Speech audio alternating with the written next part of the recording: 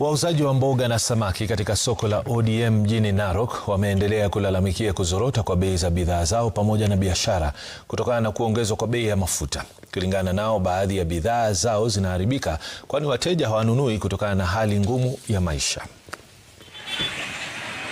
Tuna gharama ya kuleta ya transport na nini, na pia hawa wametupandishia huko.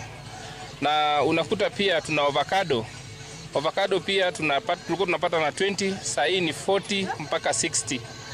Sasa inakuta hata pengine ni vitu ambaye ni delegate, ni vitu ambaye zinaweza haribika, so zikiharibika watu tunaenda hasara sana.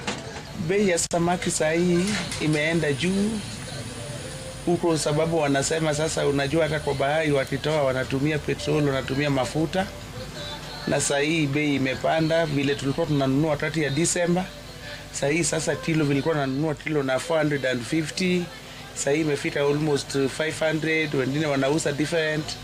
So hata ukikuja naye unaona sasa zingine hata ukichoma uwekee customer wanaangalia tu samaki. Samani nilikuwa naleta 3 times per week, lakini sasa naleta once kwa wiki mbili naleta once. Sasa hiyo gunia yenye inachukua kilo 60 sasa hii inachukuliwa na 6,000.